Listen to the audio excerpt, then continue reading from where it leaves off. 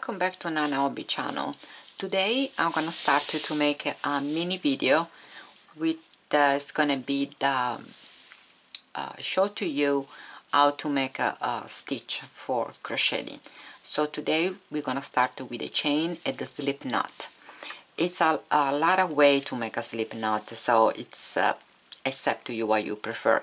Somebody just do it like that, put the hook, turn, take the yarn, and there you go, you have the slip knot.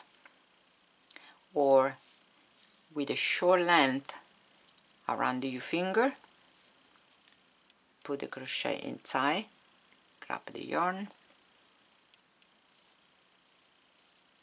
and you have two.